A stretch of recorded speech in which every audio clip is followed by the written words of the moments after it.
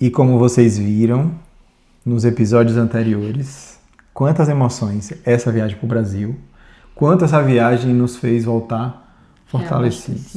A missão foi grande lá, né? Tivemos que passar por vários lugares, uma intensidade de interações, de muito amor, de muita surpresa envolvida. E que voltamos de coração cheio, porque a gente tinha uma nova grande missão com a chegada da gente aqui.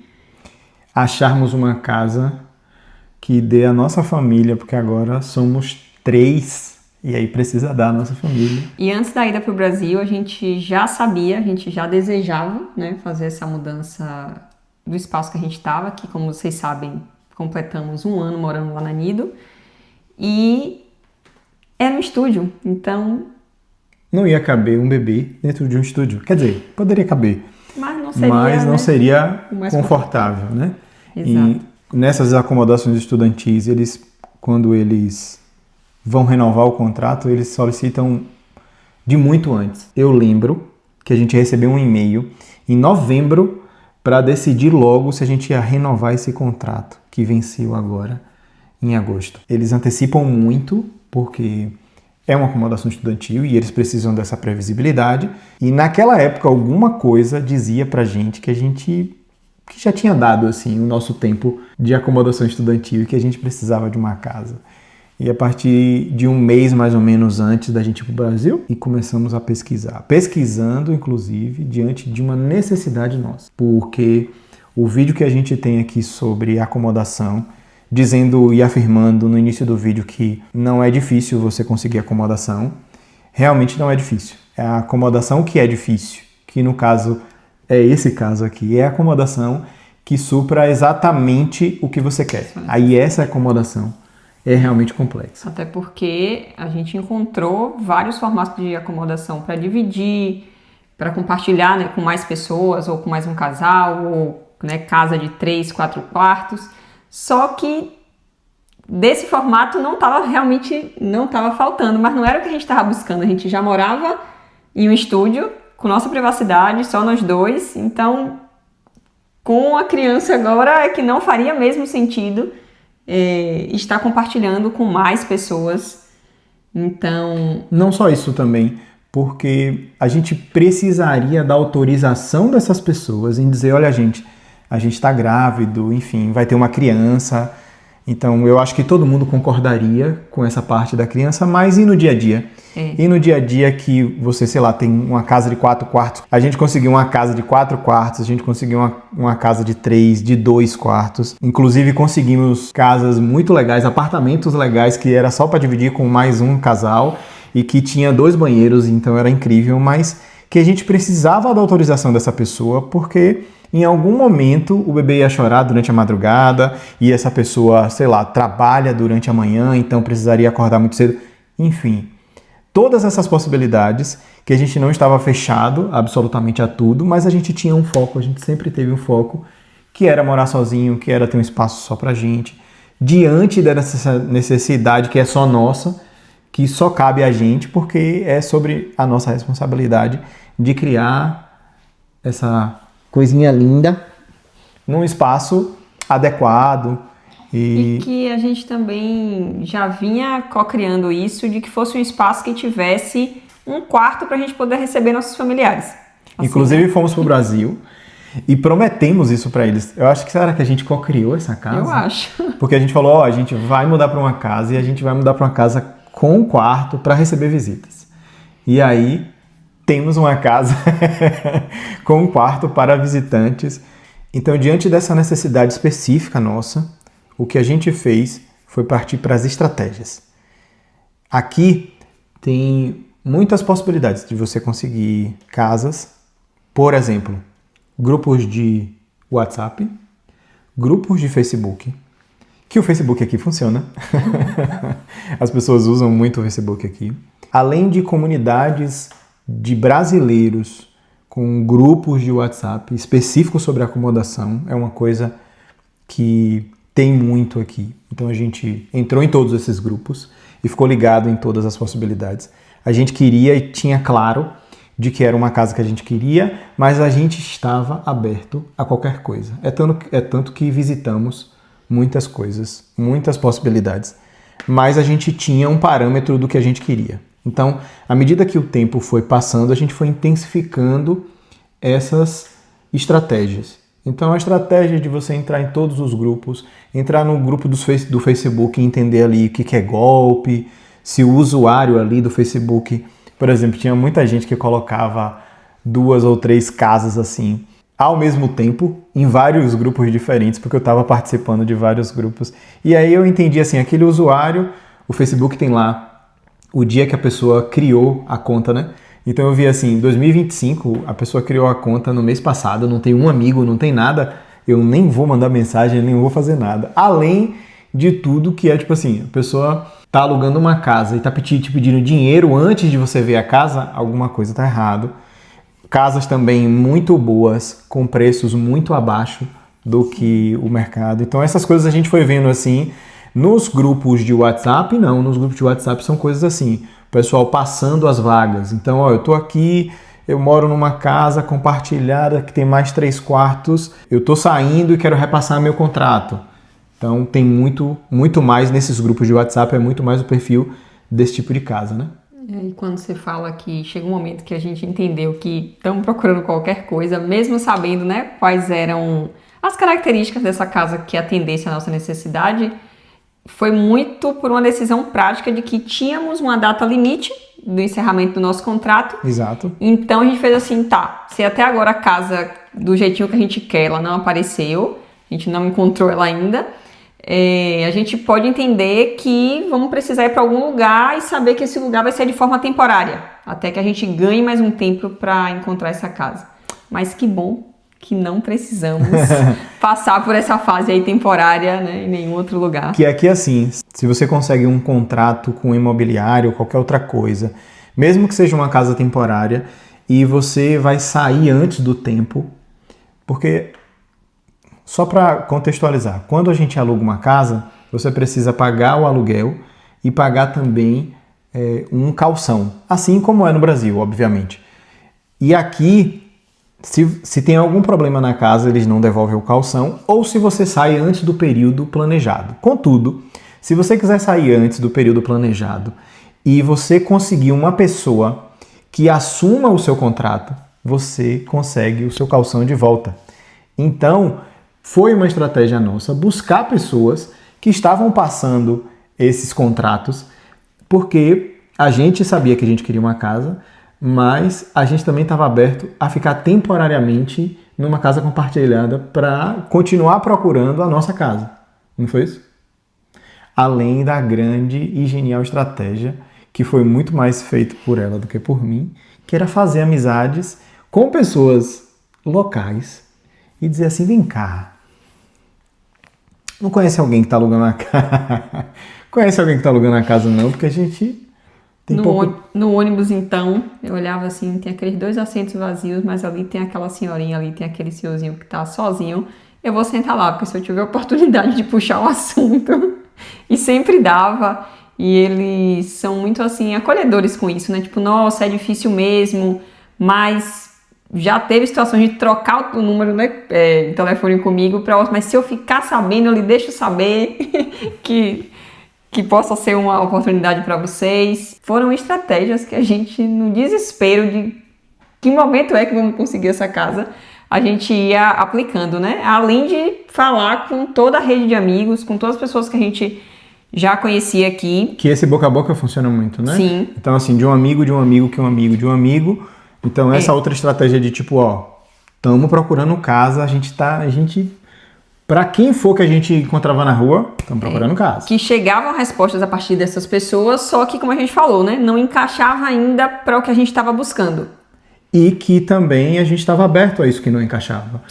Existe um problema de habitação em Cork, especificamente. Mas eu fiquei sabendo de um profissional que trabalha nessa área de casas, que se você tem uma casa na Irlanda e ela não está funcionando, ou seja, ela não está habitada, se a casa está abandonada, você não tem obrigações com impostos. Então, Tem muitas casas, inclusive no centro, que precisam ser reformadas, que precisam de muitas coisas, mas que eles não têm interesse em fazer por causa dos impostos ou porque não separou aquele dinheiro para aquilo naquele momento, enfim.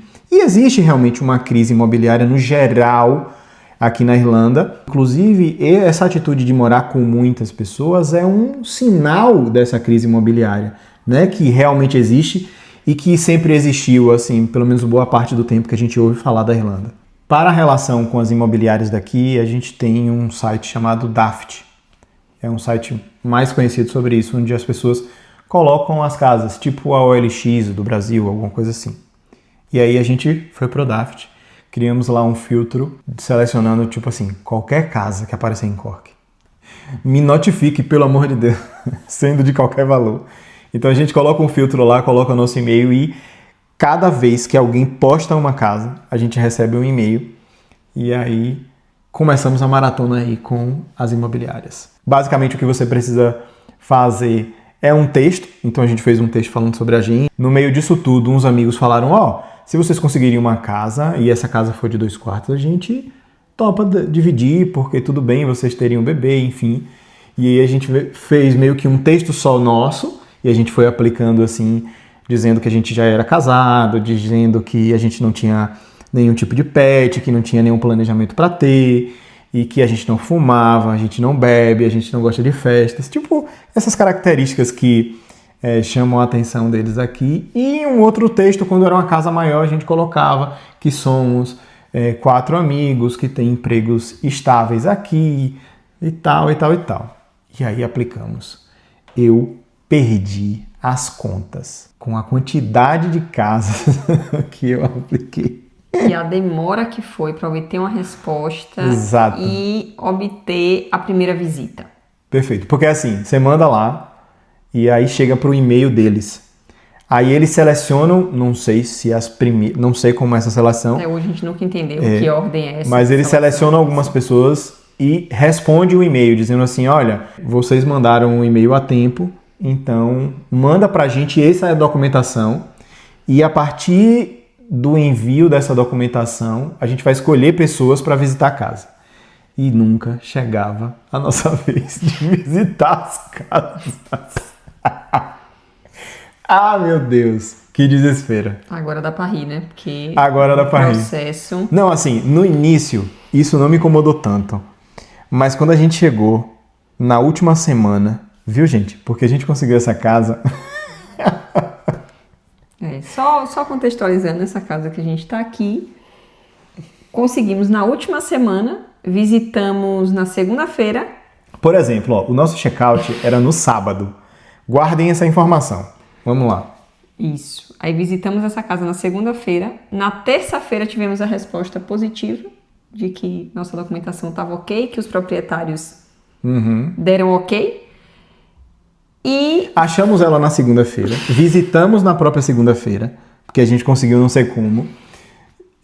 E a corretora falou, eu consigo entregar a chave para vocês até sexta. Sexta-feira. E o nosso check-out era sábado. Então, assim, um mandado de Deus. Mesmo, assim, de verdade. Das dificuldades que a gente teve para conseguir de verdade. Por quê? Dentro dessas estratégias, quando a gente gostava muito de uma casa, a gente ia até as imobiliárias para bater lá. Para dizer assim, olha aquela casa que eu vi. A gente enviou e-mail, aquela casa tal, a gente enviou e-mail, Aí tiveram algumas fomos os primeiros a enviar o e-mail. Tiveram algumas que dava retorno pedindo a documentação, a gente dizia, inclusive enviamos também a documentação, mas a gente precisa de uma resposta. E aí a gente ia lá na imobiliária para falar isso, né, que a gente queria uma resposta. Aí tivemos casos assim, não é aqui, é só por e-mail, não, a gente queria, não quero saber. Eu lembro da frase, é porque a gente está precisando muito. Aí ela respondeu, mas está todo mundo precisando muito. Teve uma que tinha um anúncio na porta, que era que só podia entrar pro escritório quem era proprietário de uma das casas que eles estavam alugando, ou quem já fosse cliente. Exceto isso, você teria que falar ou por e-mail ou por telefone que eles deixaram lá disponível. Aí tá a gente da porta conversando com a recepcionista pra lá, que ficava no... E aí a gente conversou com a recepcionista e ela falou, não posso fazer nada. Mas a gente tá aqui embaixo. Só por e-mail. E aí nessas nossas... Como foi que a gente conseguiu, né? Nessas nossas andanças e de bater porta... não é porque uma porta estava fechada que a gente simplesmente abandonou a ideia de fazer isso. A gente continuou buscando as casas no Daft e continuou indo até as imobiliárias. Até uma imobiliária que nos recebeu. E aí a gente falou, opa, parece que aqui tem alguma coisa. E aí, claro, tem uma coisa assim que foi decisivo para o nosso processo. Que inclusive é uma coisa que para mim fez total sentido quando a gente conversou e fechou isso. Que é, onde não cabe o nosso bebê, não nos cabe.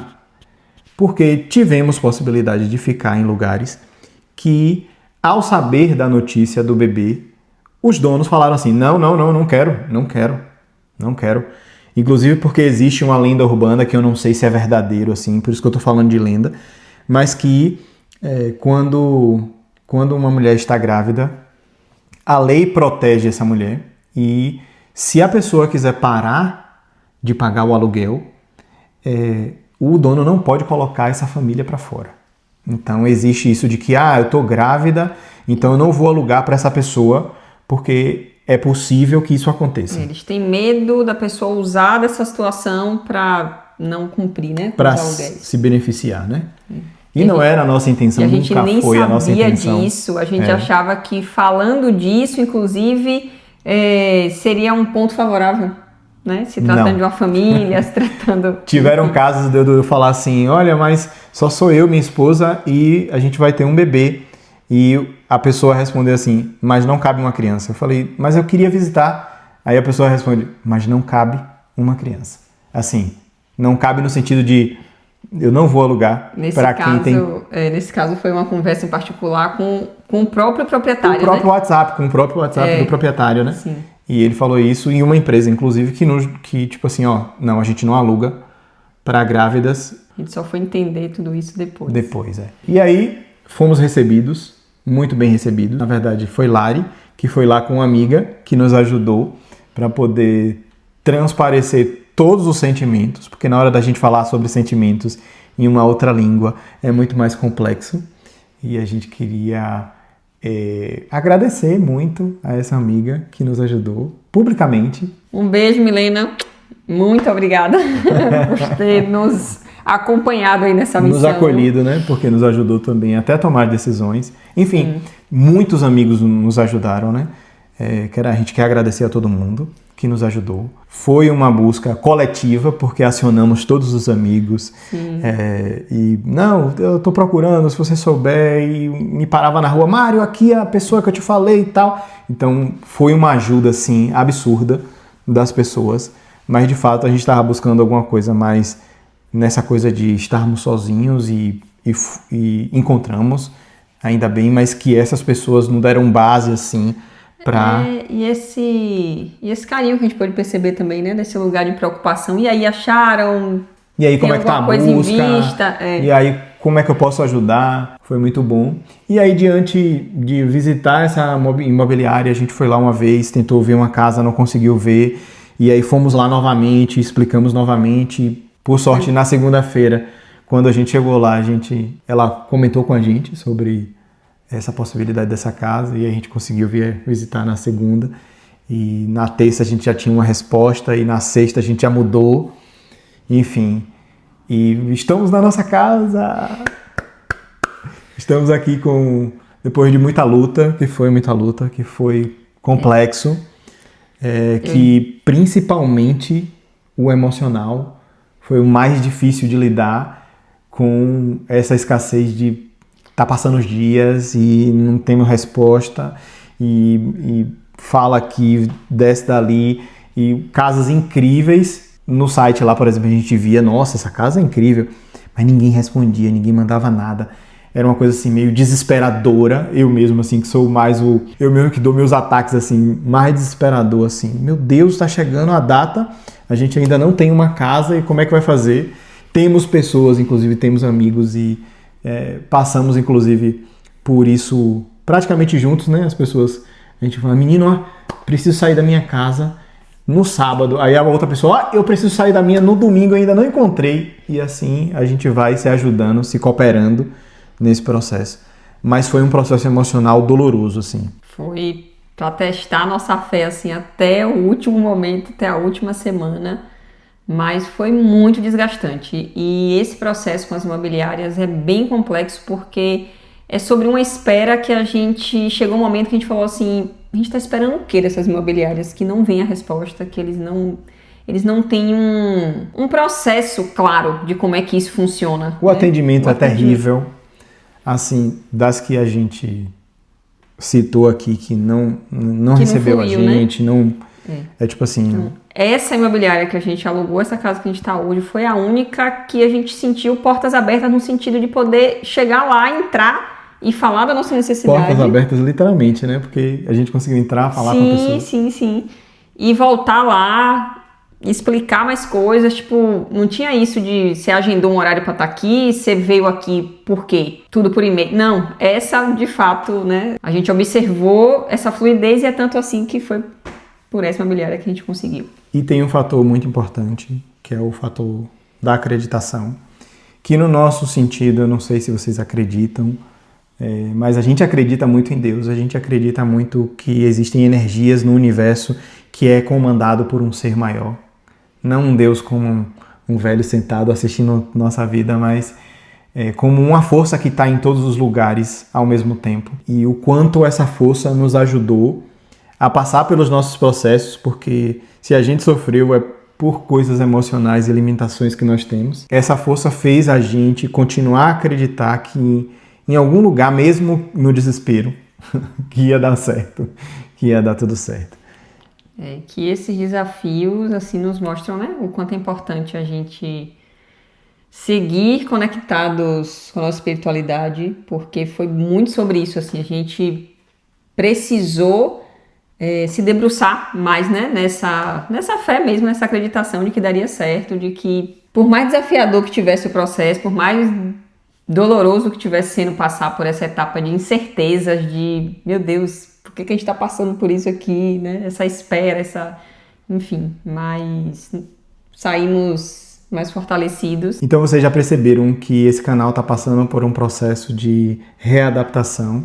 Estamos readaptando os vídeos. O que a gente quer trazer aqui é ainda mais sobre a nossa realidade, de uma perspectiva de conversas com amigos, né, com pessoas, falando sobre a nossa experiência, do que a gente está vivendo e a partir disso as coisas que estão sendo ressignificadas dentro de nós e mostrar a realidade das coisas, porque a gente acaba só mostrando nas redes sociais um recorte e que a gente possa também mostrar a nossa vida aqui para que sirva de uma inspiração para você que esteja em qualquer lugar, não só na Irlanda.